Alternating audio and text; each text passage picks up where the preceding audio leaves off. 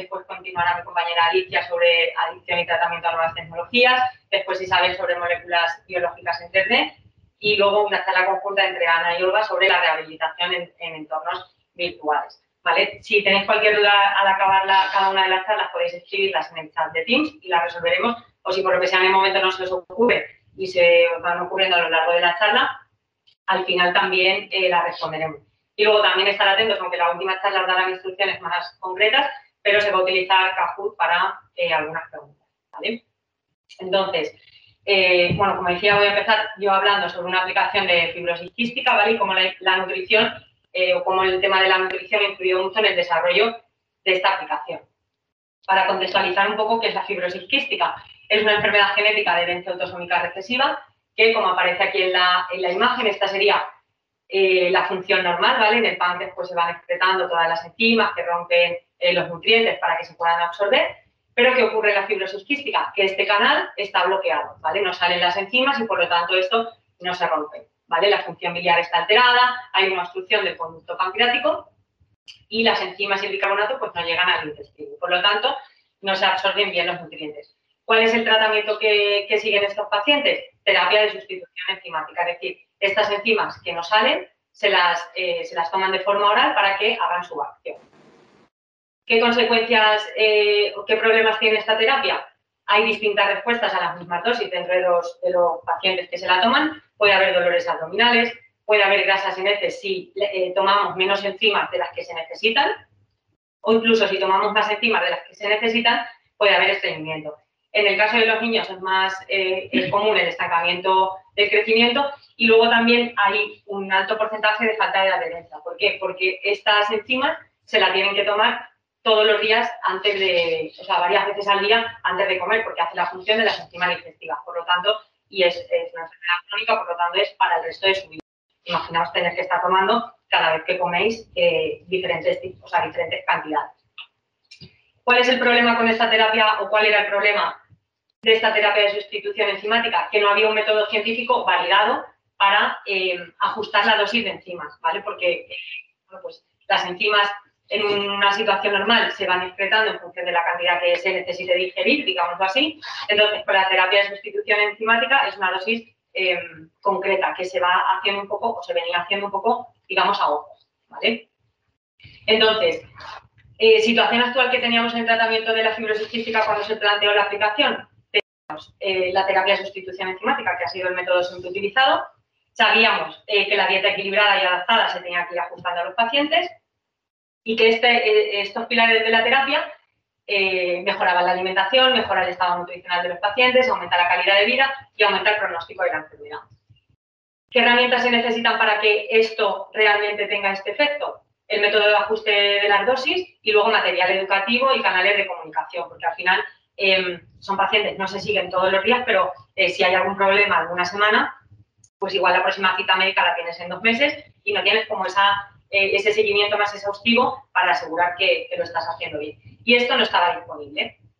Entonces, ¿qué se nos ocurrió? Que pensamos que sería una solución, la mejor solución o lo más aproximado a algo más exhaustivo.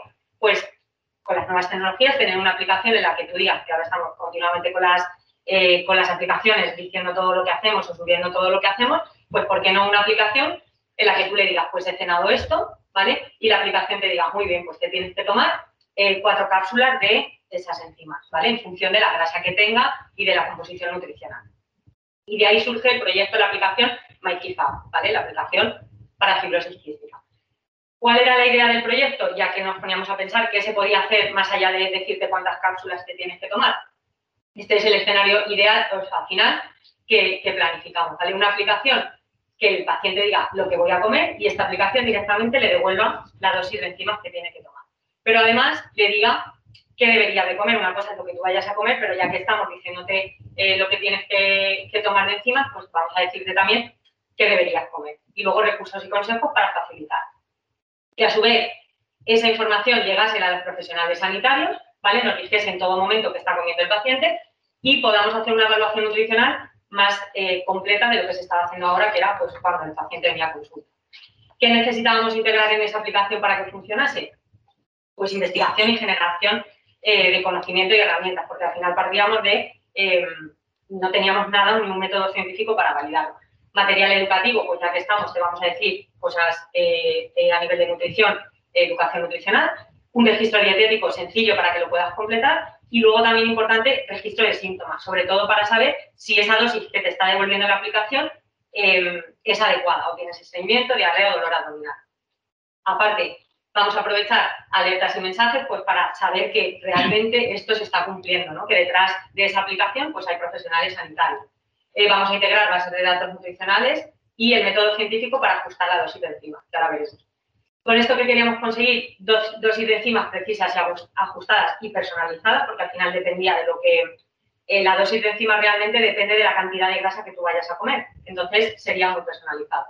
Objetivos nutricionales, seguimiento nutricional más completo y un poco lo que decía en la diapositiva anterior de mejorar la calidad de vida, el estado nutricional y el pronóstico de la enfermedad. ¿Cómo se gestó? ¿De qué se componía este proyecto? Aquí es muy importante destacar que es un proyecto en el que participaron no solo profesionales sanitarios, que al final parece que en el tema de patología solo pueden participar profesionales sanitarios, participaron pediatras, muchísimos nutricionistas, pero luego también psicólogos, porque al final la importancia de se diseñó la aplicación, como ahora veremos, con los propios pacientes, también desarrolladores de software, que al final hablamos de aplicación, pero necesitamos entender qué hay detrás de los algoritmos que al principio nos sonaba un poco a chino. ¿Vale? También, y luego también contamos con investigadores de ciencia básica, o sea, de laboratorios para desarrollar métodos in vitro. ¿Qué hicimos? El primer grupo de trabajo, que estuvo compuesto principalmente por nutricionistas de diferentes países europeos, porque participaron 7 países europeos, pues hicimos una encuesta, o sea, un mapeo de los hábitos alimentarios a nivel europeo para saber cómo se comían y cuáles eran los principales errores. Y desarrollamos la guía de recomendaciones nutricionales que incorporamos de manera didáctica a la aplicación. A nivel de ciencia básica, en el laboratorio se simularon las diferentes fases de la función gástrica, ¿vale? Pues cuántas enzimas se iban excretando en las diferentes fases, pues en la fase oral, gástrica e intestinal, y se testaron en base a los hábitos alimentarios y los platos que se consumían en cada país, se digirieron a nivel in vitro y se calculó la dosis de enzimas para lograr esa absorción completa de todos los alimentos que detectamos en el primer grupo de trabajo. Después, con eso, con lo que vimos en el laboratorio, hicimos un ensayo clínico en los pacientes, ¿vale? Ajustando, pues esas dosis, tenían que comer un menú cerrado con una dosis de enzimas concreta y vimos que mejoraban los síntomas, que no tenían ni diarrea ni estreñimiento, por lo tanto, se validó un modelo matemático que permitía integrar en la aplicación en función de lo que tú le decías que ibas a comer, que era un poco el objetivo de las dosis de enzimas. Esta parte se diseñó toda la interfaz de la aplicación y el juego que se hizo para niños con ellos, o sea, con los usuarios finales y con los pacientes, que esto era un punto clave que vimos en la literatura científica, que eso, normalmente cuando falla una aplicación con fines médicos es porque se desarrolla solo desde el punto de vista de lo que el profesional considera que es ideal. ¿Qué pasó? ¿Qué hicimos aquí? Considerar qué quería el usuario, o sea, cómo quería que viese la aplicación. Como luego veremos, por ejemplo, los niños decían que tenían como un avatar, que ahora veremos, y todos decían que les gustaba la playa, ver la playa. Bueno, pues al final la interfaz contenía un avatar que iba por la playa. Luego también se desarrolló con los diferentes profesionales, no solo nutricionistas, sino con todos los que al final iban a recibir como profesionales sanitarios la información de esa aplicación. Y luego, pues se integró, se validó el modelo matemático en un ensayo clínico. ¿Qué se hizo? Todo lo que queríamos incluir, recomendaciones, especificaciones técnicas, la dosis óptima de enzimas, las necesidades que tenía el usuario, porque durante el desarrollo de la aplicación, pues muchas cosas que nosotros pensábamos que no era importante, ¿no? Como, pues eso, alcanzar objetivos o ponerle como objetivos más concretos, más allá de la alimentación, pues de ejercicio físico o, bueno, pues información sobre la propia enfermedad, que nosotros pensamos que la aplicación no tenía ninguna utilidad, pues sí que vimos que era algo que demandaba, ¿no? Más allá de lo que nosotros considerábamos ideal. Y luego el método científico para ajustar. Se integró todo en un software, se tradujo toda la aplicación y todos los contenidos a 5 idiomas de los países que participaban. Y el usuario final, o sea, el resultado final, conseguimos una herramienta para profesionales sanitarios, una aplicación de autogestión, ¿vale? Y luego, para los más pequeños, juegos educativos para que desde muy pequeños aprendiesen la importancia de la alimentación. Esta era la expectativa que teníamos en 2014, ¿no? Utilizando como 2 móviles separados, y al final conseguimos, esta fue la realidad en 2020, esta es la interfaz un poco de lo que es la aplicación. Y ahí, bueno, se ve un poco, ahí era, pues añadías, porque luego esto también era muy importante. Tú aquí, la aplicación te decía la dosis que tú tenías que tomar, en función, pues 1000, 5000, 10.000 o 25.000, que son, digamos, las unidades de las cápsulas que hay, ¿vale? Te decía, creón recomendado, el creón es la medicación que se tiene que tomar, 14.900, era como muy ajustado, y el paciente decía, vale, pues me he tomado, 149.000, pues me he tomado 150.000, ¿vale? Entonces, no solo podíamos ver lo que le recomendaba la aplicación, sino también lo que el paciente se estaba tomando para ver si estaba cumpliendo, ¿vale? Y bueno, pues aquí tenía objetivos de energía en función de eso. Esto es lo que veíamos en el hospital, ¿vale? Pues teníamos cada usuario y luego íbamos viendo, pues, vale, cómo lo había hecho a la semana, al mes o al año, si iba cumpliendo objetivos nutricionales, qué le faltaba, y le podíamos mandar aquí mensajes, un mensaje diciéndole, pues lo vas haciendo muy bien, o recuerda, te falta esto, o estás comiendo poco de algún grupo de alimentos. Y para el caso de los niños, se diseñó pues un juego, los niños por supuesto no tomaban no tenían control sobre lo que iban a tomar, pero sí que había un juego con el objetivo de que fuesen aprendiendo la cantidad de grasa de los alimentos. Entonces, bueno, vivía en una isla y tenía diferentes juegos, ¿vale? Pues en función aquí era para saber los tipos de hidratos de carbono o de grasas, y conforme se iba pasando el juego, tenía un armario que podía ir desbloqueando cosas para personalizar ese avatar. Y luego una cosa muy importante que en fibrosis quística no se cuidaba mucho era el tema de la hidratación. Entonces, el avatar cuando tenía mucha sed dejaba de jugar y de hacer actividad para que bebiese. También se hacía ejercicio físico porque para la función pulmonar es muy importante, y luego pues la higiene y el sueño también, el descanso. Entonces, bueno, era una manera de tener que cuidar a su avatar. Y luego, un poco en el contexto de la charla de la salud del futuro, este es uno de los pacientes que participaron. Sino que es una aplicación donde tienes una guía nutricional, es una aplicación donde puedes poner cómo te sientes emocional. Y bueno, un poco el vídeo es muy largo, que bueno, si buscáis esto en YouTube tenéis un montón de vídeos y de entrevistas a los pacientes donde decían un poco lo que era.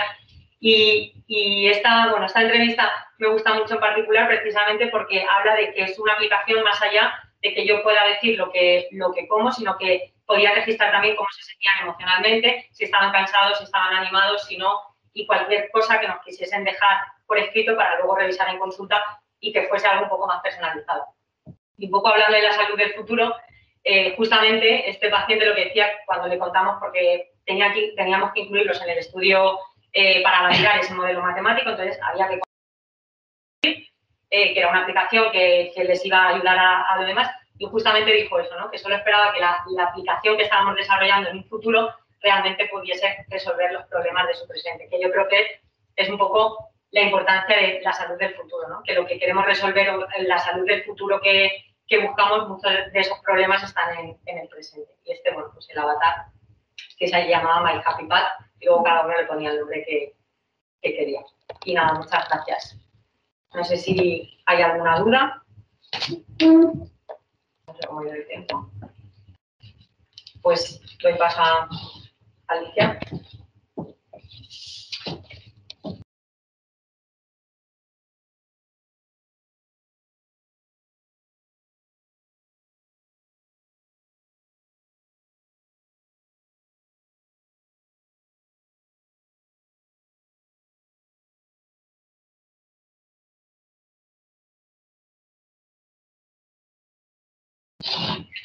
Hola, buenos días.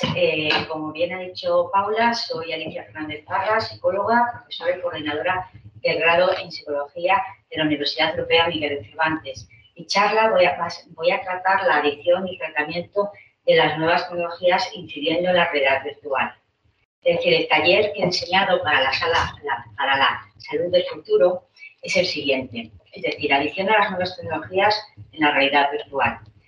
Empezando diciendo que abordaré el tratamiento psicológico de las adicciones a las nuevas tecnologías desde la intervención clínica mediante la realidad virtual con una práctica clínica en la cámara de Gesell, que luego os explicaré lo que es. Además, abordaré la utilización de las TIC, es decir, de las técnicas de información y comunicación en el área psicológica. Voy a empezar a definir qué es la adicción. Según la OMS, la Organización Mundial de la Salud, es una enfermedad física y psicoemocional que tiene una dependencia hacia una sustancia, hacia una actividad o a una relación. Por lo tanto, la adicción se compone de una enfermedad tanto física como mental. Es una enfermedad progresiva y, por lo tanto, nos lleva a un estilo de vida negativo. Está caracterizada por la pérdida de control y la dependencia. Tiene una serie de conductas adictivas que en un principio tienen unos reforzadores positivos, pero a la larga acaban teniendo y reforzado por reforzadores negativos. En el desarrollo de la adicción pasa por 4 fases. En un primer momento es la fase de experimentación, en la cual aquí utilizamos simplemente la técnica. Pero de esta fase, si abusamos de ella, pasa a la fase de uso. Y si ese uso es más continuo, pasaría a la fase del abuso, creando después una fase que es la fase de dependencia a la adicción. Los 4 signos de las adicciones, en un primer momento, sería la obsesión hacia esa técnica. En un segundo momento, sería la falta de control sobre esa técnica, llevando a la negación de la adicción. Por lo tanto, nos lleva a una serie de consecuencias negativas, tanto de las relaciones sociales, a nivel laboral, tanto en la economía y, por supuesto, un deterioro en la salud física y psicológica. Por lo tanto, lleva a una serie de conductas negativas. En las etapas en el proceso de la adicción, en un primer momento lo podríamos considerar como la fase de enamoramiento, es decir, que es la fase en la que nos gusta esa técnica, llegamos a la luna de miel, es decir, el momento cúspide, en la curva del enamoramiento del todo, pero llega un momento en que este uso-abuso que se produce la traición que nos lleva a la ruina y, por lo tanto, al atrapamiento de la adicción. ¿Qué decir de las nuevas tecnologías, las TIC? Bueno, pues que tenemos que poner una serie de límites para su uso, porque si no las consecuencias nos puede llegar a un mal uso. Hay varios tipos de adicciones en las nuevas tecnologías, como es la adicción al móvil, adicción a las redes sociales como WhatsApp, Facebook, Instagram, adicción a la ludopatía online, es decir, al juego online a través de Internet, la adicción a Internet y luego también otro tipo que en este confinamiento ha subido demasiado es la adicción a las compras online, es decir, la llamada onanía. Voy a definir qué es la ansiedad, es decir, defino la ansiedad porque cuando tenemos una adicción a una serie de conductas o de técnicas, se nos incrementa la ansiedad. ¿Qué es la ansiedad? La ansiedad es un conjunto de sentimientos en el cual de miedo, inquietud, tensión, preocupación e inseguridad que experimentamos ante situaciones amenazantes. Como podéis comprobar aquí, la curva de ansiedad en un primer momento estaríamos en una puntuación sobre 2, pero a medida que se incrementan las situaciones problema, es decir, aquellas situaciones que no sabemos enfrentarnos correctamente, la curva de ansiedad se dispara llegando hasta el máximo, que sería la puntuación de 10. Aquí sería lo que se produce la crisis de angustia o la crisis de ansiedad. Por lo tanto, hay varios niveles de ansiedad. En un principio sería el nivel leve, pasando al moderado, intenso y luego, por lo tanto, al pánico, es lo que conocemos como crisis de angustia o crisis de pánico. A raíz de la adicción a las tecnologías, se definen una serie de términos porque cuando la tecnología nos enferma, podemos hablar de la tecnoansiedad. La tecnoansiedad es un tipo de tecnoestrés más conocido donde la persona experimenta altos niveles de activación, tanto fisiológicos como placenteros, y siente tensión por malestar por el uso de esta tecnología. También podemos hablar del tecnoestrés. El tecnoestrés es un estado psicológico negativo relacionado con el uso o abuso de las TIC, de las técnicas de información y comunicación. Y luego se ha definido lo que es la tecnoadicción. La tecnoadicción es el tecnoestrés específico debido a la incontrolable compulsión a utilizar las TIC. Y por lo tanto acaban apareciendo los tecnoadictos. El tecnoadicto es aquella persona que quiere estar al día de las últimas novedades y avances tecnológicos, acabando siendo dependientes de la tecnología. Por lo tanto, la adicción a las nuevas tecnologías tiene una serie de consecuencias negativas, como es el bajo rendimiento escolar, el bajo número de relaciones sociales, los cambios frecuentes de estado de ánimo en un día, podéis pasar de estar tristes a estar contentos paulatinamente y constantemente, cambio en la rutina del estado vigilia y sueño, cambio en la alimentación, deseos de volver a casa para volverse a conectar, meterse en la habitación y estar encerrados utilizando esta tecnología y mentir para tapar el uso, o mejor dicho, el abuso hacia la adicción. Por lo tanto, las adicciones a las nuevas tecnologías son difíciles de identificar. En un principio comienzan como acciones habituales, pero si no hay un equilibrio emocional en la persona, estos hábitos pasan a ser necesidades. Por lo tanto, la nomofobia es la adicción al teléfono móvil. Como podéis ver aquí, en esta historieta, aparece el psicólogo haciendo terapia con el paciente, en el cual se comunica a través del teléfono móvil, y aquí dice el psicólogo. ¿Y cuánto dice que descubrió que era adicto al teléfono móvil? Bueno, pues esta historieta es para que veáis un poco la adicción al móvil, de manera irrisoria. Ahora vamos a pasar a ver un vídeo que se basa en la adicción al teléfono móvil y luego os comento las consecuencias negativas de la adicción al móvil. Dentro de...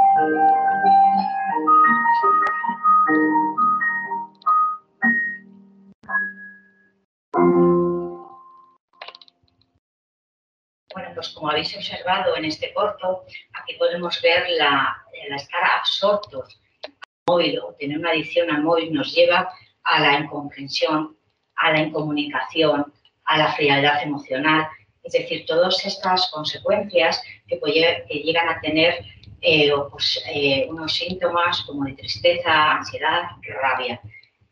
Por lo tanto, yo os lanzaría la siguiente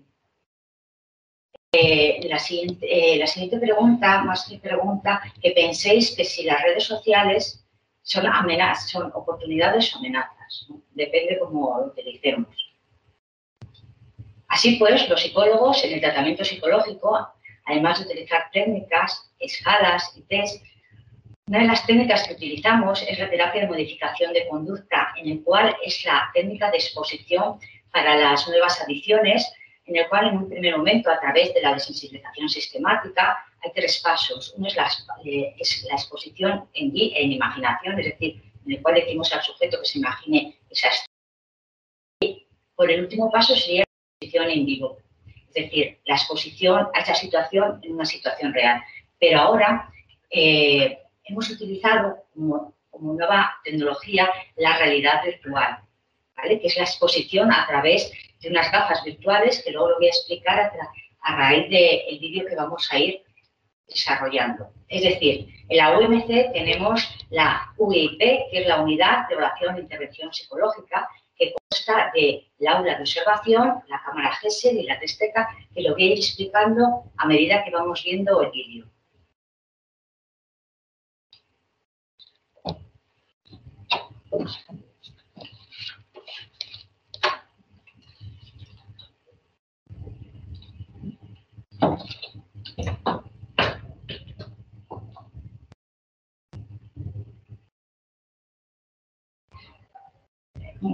Vale, pues la Unidad de Evaluación e Intervención Psicológica es un espacio de intervención en el cual está destinado a los alumnos, consta de la Testeca, que es la biblioteca donde se encuentran los tests, la cámara GESEL, que es donde se encuentra la sala de espera y la consulta, donde veis ahí un espejo unidireccional que da lugar a la aula de observación educativa. Tenemos un sistema de grabación tecnológico de vídeo y de audio.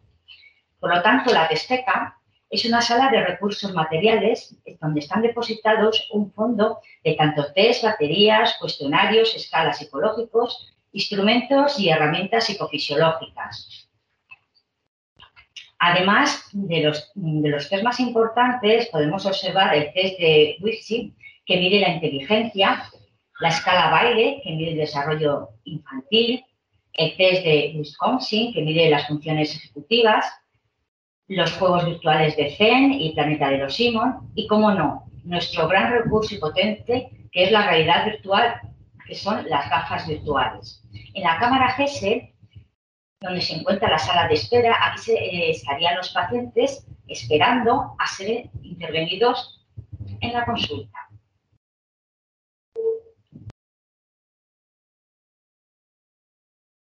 Por lo tanto, la cámara GESEL es un laboratorio de experimentación y observación de la conducta humana.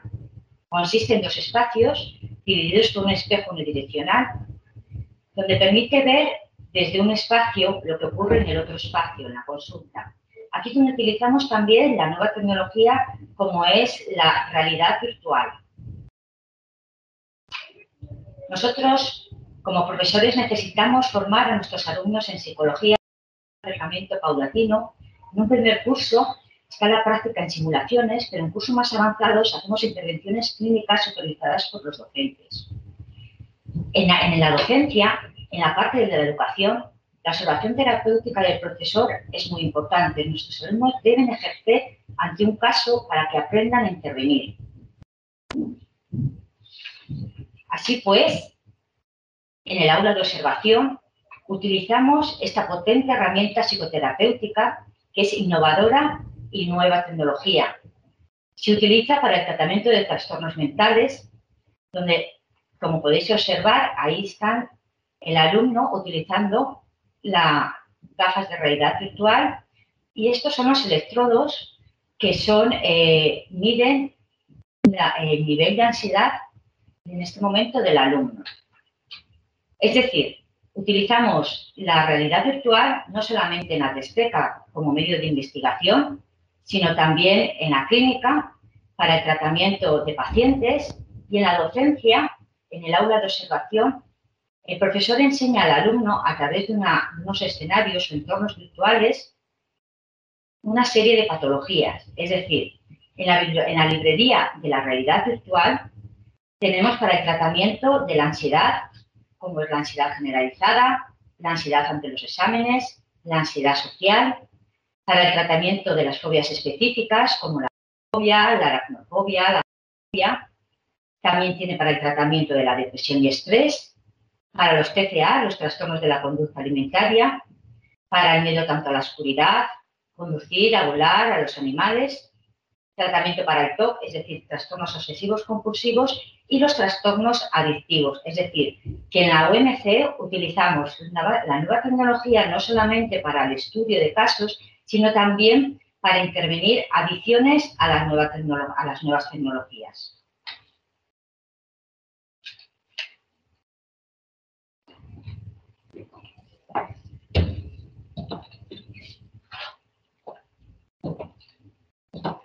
Es decir, que en nuestra unidad de evaluación e intervención psicológica utilizamos la realidad virtual como nueva tecnología tanto en el área de la PESTECA, como hemos podido observar en el vídeo, en la cámara GESET, que es la unidad en la cual tratamos a los pacientes, y en la aula de observación para la educación de nuestros alumnos.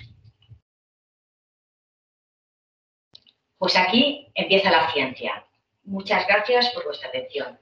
Ahora voy a dar paso a mi compañera Isabel Jiménez, que os va a hablar de su charla específica.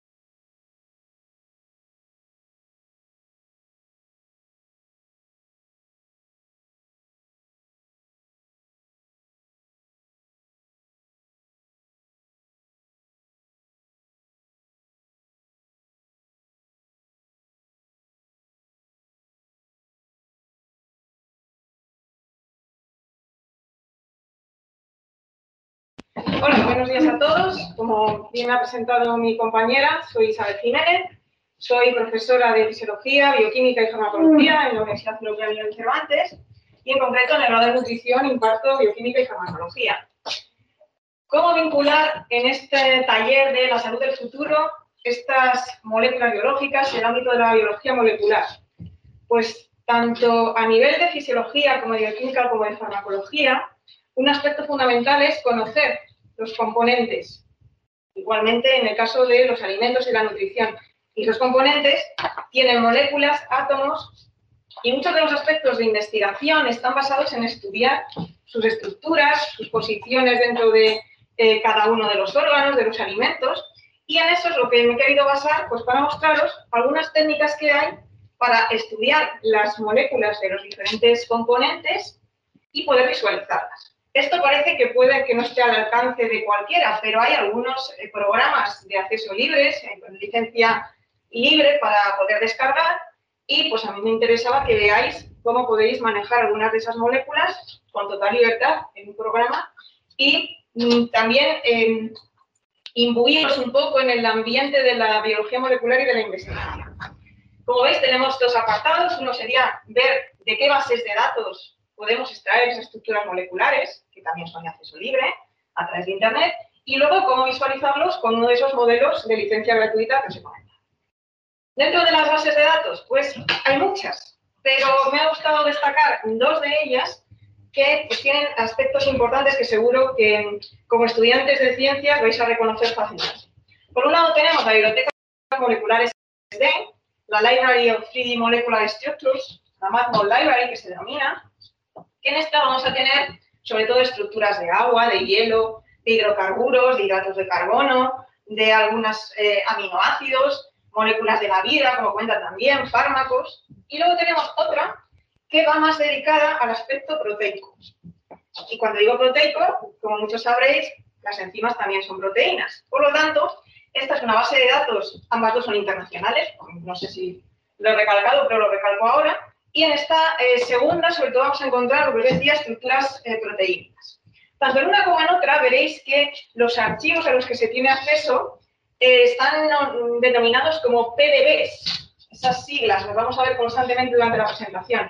Eso significa Protein Data Bank. Es una base de datos internacional, es una forma de comunicación de esas estructuras moleculares, como una especie de idioma molecular que se utiliza internacionalmente. En este caso, por ejemplo, son moléculas de hidratos de carbono, pero igualmente se habla de archivos PDB. He organizado dos actividades para verlo de una forma un poco más práctica y como si estuviésemos nosotros manejando el programa. Vamos a entrar primero en la MathMol Library y vamos a buscar las estructuras del agua y de la glucosa. Hay que buscarlas en inglés, en este caso, y también vamos a descargar en ese formato PDB que os comentaba que sería necesario. Entramos en la página web, os la he dejado ahí indicada. De todas maneras, si ponéis MathMol Library en Google, normal y corriente, vais a tener acceso sin ningún problema. En este caso vamos a picar en el apartado de agua y hielo. Vamos a entrar en él Y dentro de él pues, nos aparecen diferentes estructuras de agua, de dímero de agua, de hielo.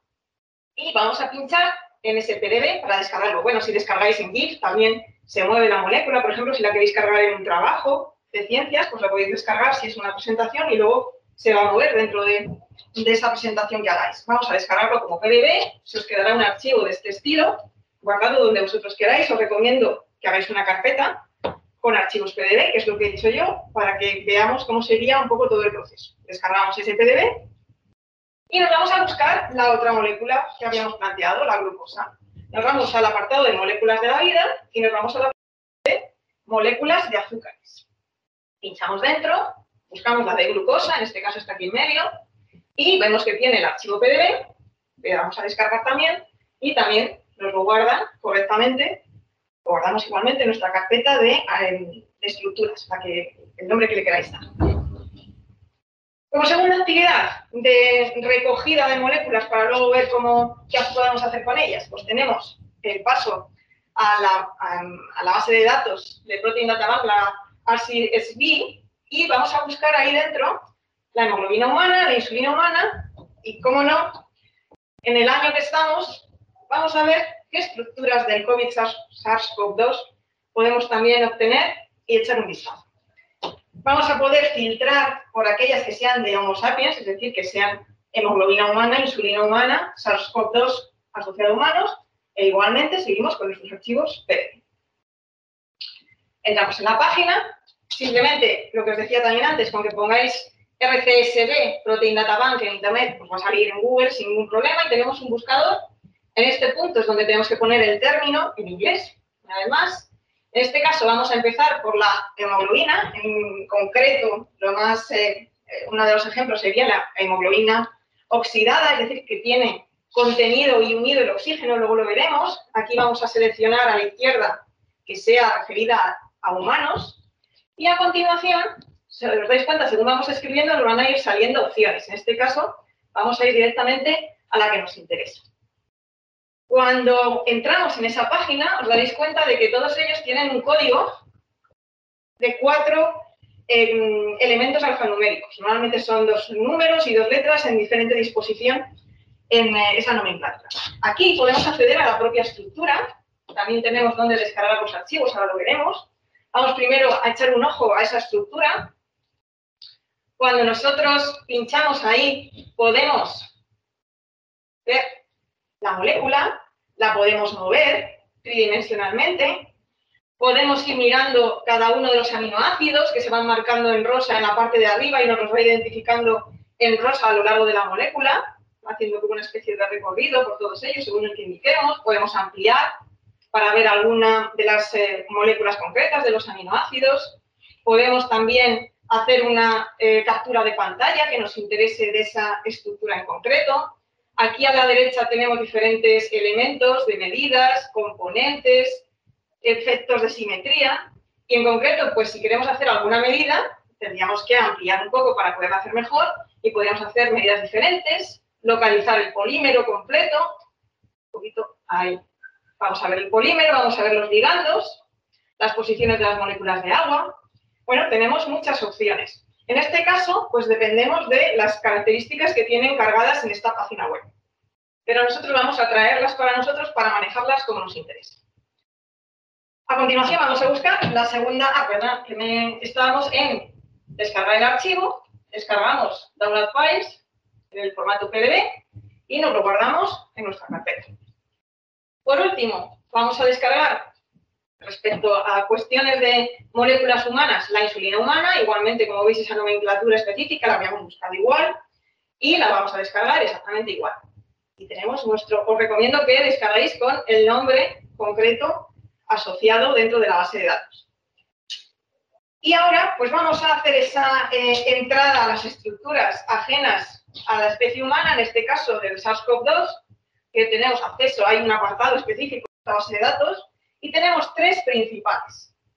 Una sería la proteasa del coronavirus, que como veis tiene una característica forma de corazón, muy curiosa. Es un dímero, lo veremos, que es la enzima que, cogiendo una cadena del ARN que tiene el coronavirus, va a hacer diferentes cortes para crear las diferentes proteínas.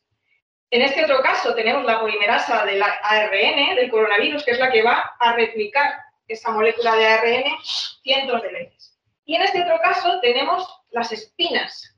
Si os dais cuenta, cuando vemos las imágenes de los coronavirus, siempre vemos que tienen como unas espinitas, unas espiditas hacia afuera, como una especie de pinchos. Esos pinchos son estas espigas. Ese es el motivo por el que el coronavirus se llama coronavirus, porque esas especies de espinas dan esa forma de corona, y de ahí viene el nombre de la familia de coronavirus, porque todos tienen estos picos que son los que les permiten unirse a las células humanas. Descargamos cada uno de ellos, pinchando igual que en los casos anteriores, se nos abre, lo descargamos. Estos serían los códigos. Y ahora nos vamos a manejar nosotros.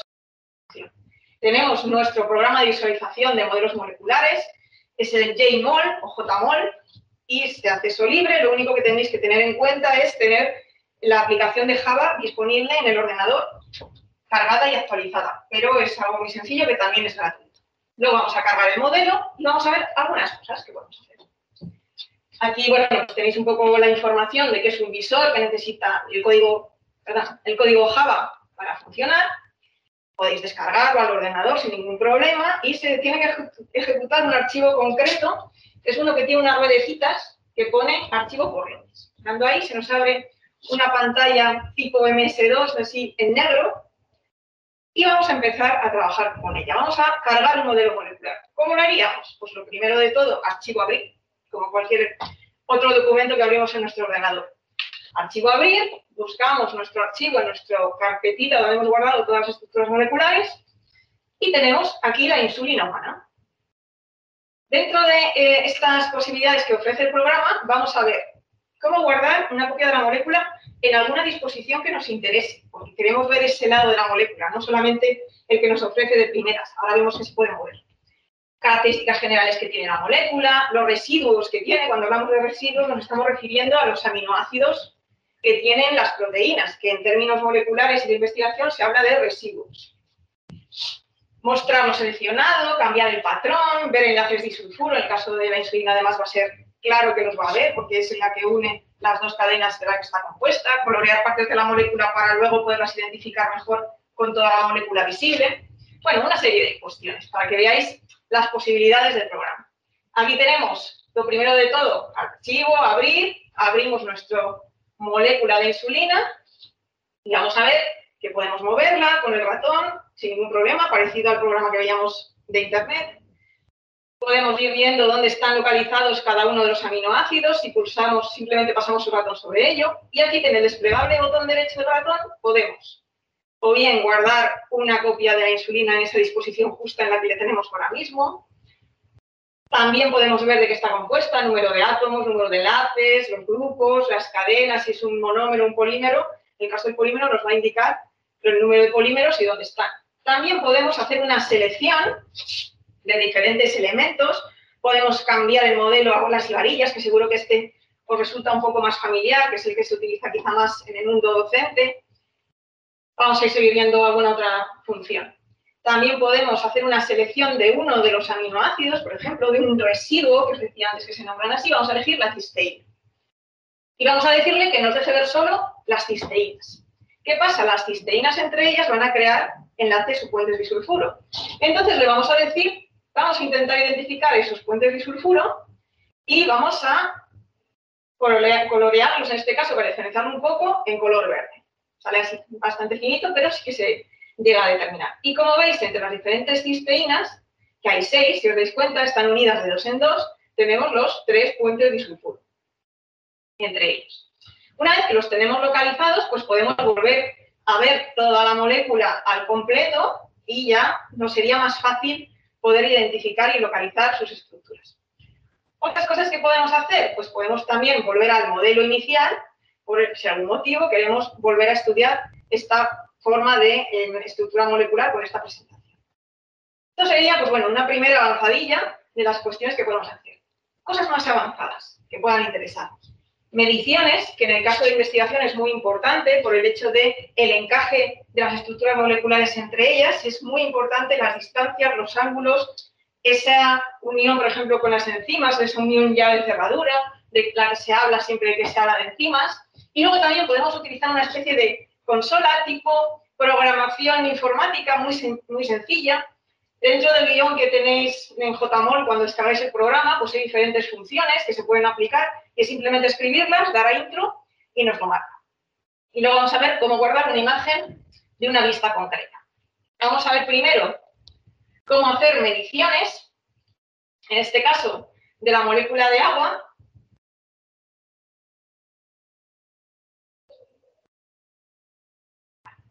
Vamos a abrir, nos vamos a ir a nuestra carpetita dentro de JMOL, Semana de la Ciencia, PDBs, nos metemos a buscar nuestra molécula de agua y bueno, como esta estructura es menos reconocible, vamos a ponerla en el modelo de bolas y varillas que se ve un poquito mejor. Y vamos a hacer una medición. Lo primero, entre dos puntos, es decir, una distancia. Para hacer una distancia, picamos en mediciones y picamos en los dos puntos que van a ser extremos de esa distancia. En este caso, 0,096 nanómetros. Si queremos que nos salga un cuadrito con las mediciones, damos arriba en herramientas, en mediciones, y nos aparecería una tabla con todos los valores que midamos. Vamos a medir un ángulo. Le damos botón derecho, mediciones, medir ángulo, y hacemos 3 clics en los 3 puntos que nos van a marcar el ángulo. En este caso, el típico ángulo de 109,5 grados de los orbitales sp3 típicos del agua. También se nos carga en la tabla y luego podemos recopilar toda esa información y descargarla. Más cosas que podemos hacer, lo que os comentaba de cómo utilizar esta consola, esos comandos que podemos escribir. Se nos abre una pantalla. Vamos a utilizar en este caso la molécula de la hemoglobina para cambiar. Y así vamos utilizando todas las que hemos descargado, para que veáis sus posibilidades. Tenemos aquí nuestra molécula de hemoglobina y le vamos a decir que vamos a ver consola. Y ahí nos deja escribir. Vamos a decirle que seleccione entre los aminoácidos 1 y 7. A ver qué nos sale. Nos dice que ha seleccionado 168 átomos y ahora le vamos a decir que nos muestre solo lo que hemos seleccionado. Si os dais cuenta, nos quedan dos esquinitas de la molécula con los aminoácidos 1-7 destacados. Vamos a intentar destacarlos un poquito más con un color diferente. En este caso lo vamos a poner en color verde y le vamos a decir que queremos ver todo. Así es mucho más fácil identificar esos extremos, por ejemplo. Vamos a hacer una segunda función. Vamos a seleccionar un ligando. En el caso de la hemoglobina, como bien sabréis, el ligando sería el grupo hemo. Por lo tanto, vamos a intentar identificar ese grupo hemo, donde va a estar el hierro y con el oxígeno unido, porque hemos dicho que habíamos descargado la hemoglobina oxidada, es decir, que tiene presencia de oxígeno. Si os dais cuenta, está el hierro en medio y unido a él, ahora cuando se ponga en plano, veréis 2 oxígenos. Vamos a intentar recalcar esa presencia de los ligandos con un color cian así azulito que se vea bien y ahora vamos a volver a ver toda la molécula. Seleccionamos todo, podemos escribir select all, que a veces es más sencillo, y cuando vemos toda la molécula en conjunto, por un lado vemos los extremos verdes que hemos seleccionado, de esos aminoácidos, por otro donde están los ligandos, y esto a nivel científico es de mucha utilidad para ver esos encajes y estructuras y esos huecos que hay entre las moléculas, y a esto pues dedican mucho tiempo los investigadores de biología molecular. Y por último, haciendo uso de cómo guardar una imagen en la vista actual, vamos a coger la imagen más curiosa de las de los coronavirus, que supongo que os habrá parecido la que tiene esa forma de corazón, la de la proteasa.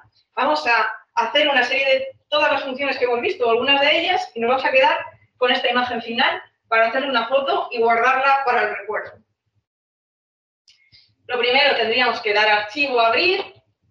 Nos vamos a buscar igualmente nuestra estructura. PDBs. Nos vamos a la proteasa, la abrimos y esto es lo primero que nos aparece. De esto, lo que hemos visto antes, hay diferencia. Si os dais cuenta, tiene esa estructura de corazón que veíamos, tiene láminas beta, tiene también las hélices alfa, se ven así las diferentes estructuras. Lo vamos a poner en un modelo que se denomina cordón, para verlo un poquito más fácil. Si os dais cuenta, la simetría es abrumadora. Son completamente idénticas las dos cadenas. Y lo que vamos a hacer es colorear cada cadena de un color diferente para verlo aún mejor. La azul se queda un poco por delante y hacia un lado, y la otra hace los efectos hacia el lado contrario y por detrás. Como veis, es una estructura completamente simétrica. Ahora vamos a hacer algunos de los ejercicios conjuntos de antes. Vamos a seleccionar, en este caso, aminoácidos triptófano. A ver dónde hay. Y vamos a ver que nos diga dónde están. Pues como vemos, en cada una de las cadenas va a haber 3 aminoácidos triptófano y le vamos a cambiar la estructura al de bolas y varillas. Se ven ahí los anillos de triptófano perfectamente. Y le vamos a decir que nos los coloree para que luego con toda la molécula lo veamos bien. Los coloreamos de amarillo y le decimos que queremos ver todo. Bueno, pues finalmente tenemos nuestra estructura de la proteasa con sus triptófanos localizados y queremos hacer una foto de esta. Nos vamos a esa cámara de fotos que hay en la parte superior, nos deja cambiar la configuración para hacer la foto con mayor o menor calidad, dependiendo de lo que necesitemos, y la podemos guardar para el trabajo, para alguna presentación, para lo que necesitéis. Bueno, pues este era mi planteamiento para este taller. Os agradezco mucho vuestra atención. Gracias, hasta pronto, y las dudas que tengáis, pues encantada de poderlas solucionar.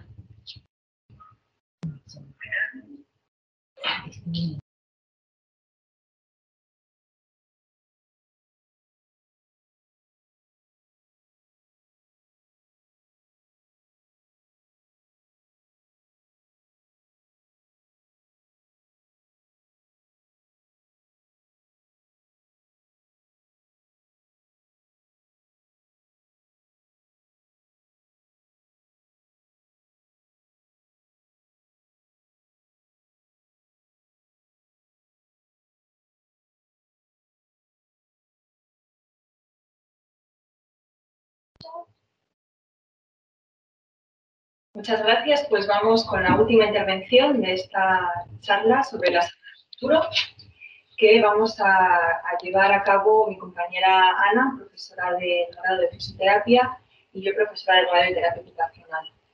Lleva por título Rehabilitación en entornos virtuales, pero antes de entrar en materia, nos gustaría definir qué hacemos estas dos profesiones.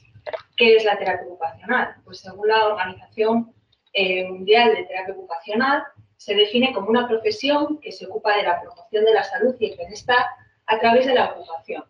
El principal objetivo de la terapia ocupacional es capacitar a las personas para participar en las actividades de la vida diaria. ¿Y qué es la fisioterapia? Bueno, pues la Conferencia Mundial de Terapeutas Físicos la define como el conjunto de métodos, de actuaciones o de técnicas que mediante la aplicación de medios físicos pues nos ayudan a prevenir, a recuperar o a adaptar a las personas afectadas de alguna disfunción somática o a las que simplemente se desea mantener en un adecuado nivel de salud. ¿Por qué estamos aquí hoy una terapeuta ocupacional y una fisioterapeuta en una charla conjunta? Bueno, pues aunque son dos profesiones diferentes que tienen competencias propias y específicas, las dos somos disciplinas sanitarias y trabajamos dentro de equipos transdisciplinares. De ahí la importancia de estar trabajando en equipo. Y las dos profesiones, además, utilizamos la rehabilitación dentro de nuestro arsenal terapéutico. Hay que, bueno, pues las nuevas tecnologías en rehabilitación sea algo que es necesario y que está tanto en la terapia ocupacional como en la fisioterapia. Volviendo a la rehabilitación en entornos virtuales, según la literatura científica se distinguen 3 tipos de sistemas. Tenemos los sistemas inmersivos, semi-inmersivos y no inmersivos, dependiendo del entorno que utilicemos. Así, los sistemas inmersivos son dispositivos como guantes de datos, cascos de visualización, cabinas, cuevas, que permiten presentar diferentes estímulos sensoriales que reemplacen el mundo exterior por uno simulado, así como captar la posición y los movimientos de la persona con el fin de interactuar con el mundo virtual. Vamos a ver un ejemplo.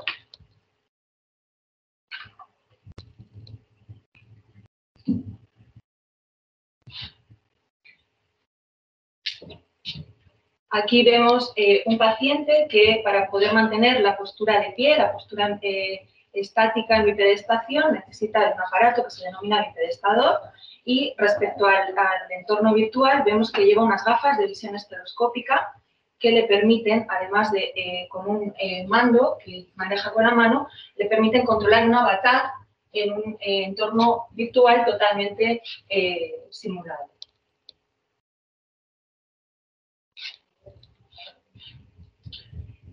Vamos a definir el segundo tipo de sistemas, que son los sistemas semi-inmersivos. que es un uso de sensores de movimiento que crean una representación gráfica virtual de la persona que se denomina avatar y que le permite interactuar en tiempo real, reproduciendo las acciones de la persona en el entorno virtual, donde se visualiza a través de una pantalla. Un ejemplo muy gráfico es el armeo, que vamos a verlo a continuación. Es un sistema de brazo robótico muy conocido, que tenemos diferentes dispositivos en el mercado, dependiendo del grado de afectación del paciente, y que se utiliza para la rehabilitación de miembro superior.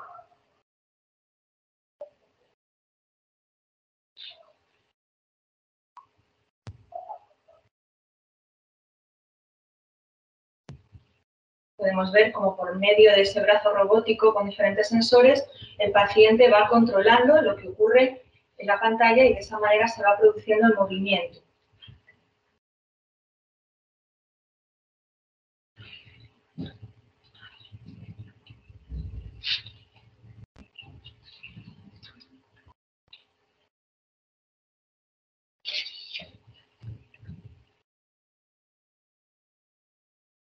Otro de los sistemas semi-inmersivos que tenemos es el Locomat.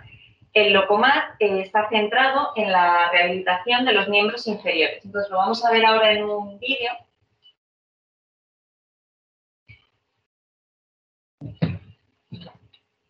En el vídeo, bueno, pues vemos lo que puede hacer este dispositivo por la rehabilitación de nuestros pacientes. Se utiliza mucho en la lesión medular. Y bueno, pues aquí vemos que el terapeuta la nueva tecnología por sí misma no es una herramienta de rehabilitación y de ahí que necesitemos a un terapeuta experto que maneje los parámetros y haga que al final la terapia sea lo más adecuada posible al paciente. De hecho, bueno, pues ahora veremos cómo el terapeuta que está con este paciente programa y diseña específicamente los parámetros para este paciente en concreto.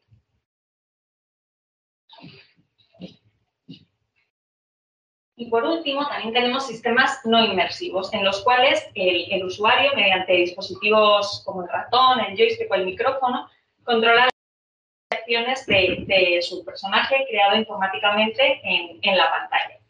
De este tipo de dispositivos tenemos ahora mismo 4 en el mercado y yo creo que, bueno, pues que los podéis conocer prácticamente todos. Vamos a ver ahora un vídeo en el cual se muestra cómo funcionan estos sistemas no inmersivos. En este vídeo lo que vamos a ver son 2 jóvenes que están interactuando entre ellas a través de la pantalla. Es un dispositivo de bajo coste que podemos tener en el ámbito domiciliario y, bueno, pues vemos cómo las 2 chicas interactúan a través de la pantalla. En este caso están jugando, realizando actividad física, pero nosotros lo podemos utilizar con fines terapéuticos o de rehabilitación. De hecho, bueno, somos capaces de entrar y crear un mundo virtual en el cual el paciente o el sujeto tenga que ir pasando por diferentes etapas o consiguiendo diferentes logros dentro del propio entorno virtual.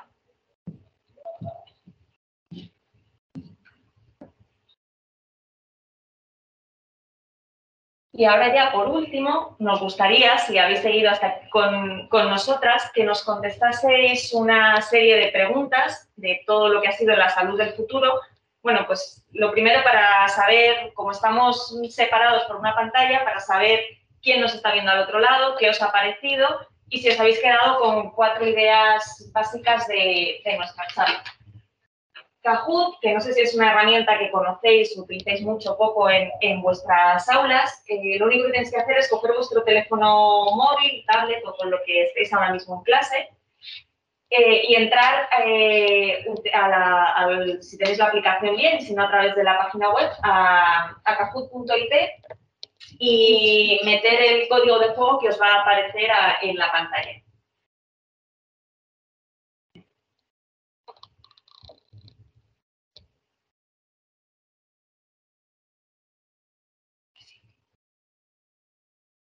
Vale, pues ahora os aparecerá un código y podéis entrar a hacer el Kahoot a través del código que se va a cargar ahora en pantalla.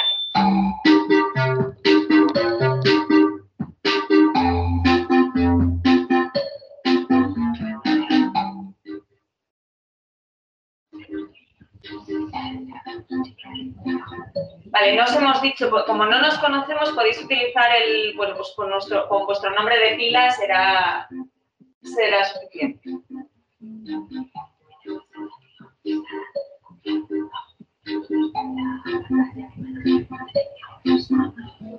Recordad entrar a través de kahoot.it y a partir de ahí vais accediendo con el código.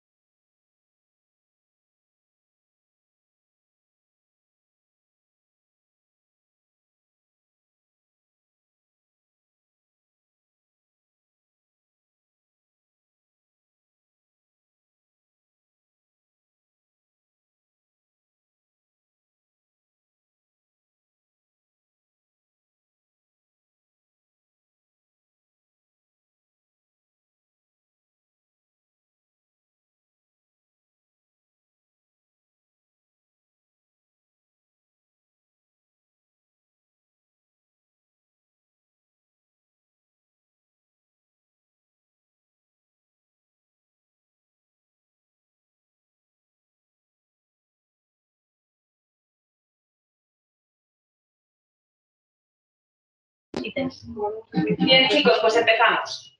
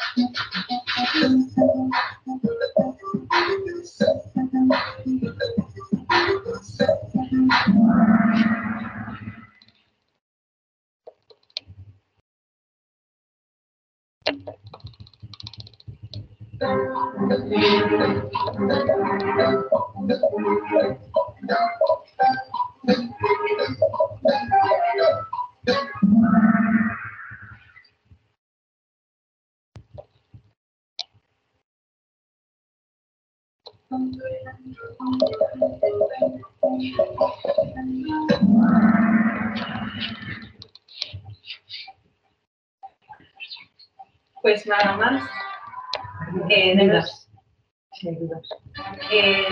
Vamos a preguntar si hay dudas, me dicen que no, así que agradeceros a todos la participación, tanto a los alumnos, profesores, como a todas mis compañeras que decidieron estar aquí y ahora en esta charla de la salud del futuro. Muchas gracias. Hasta siempre.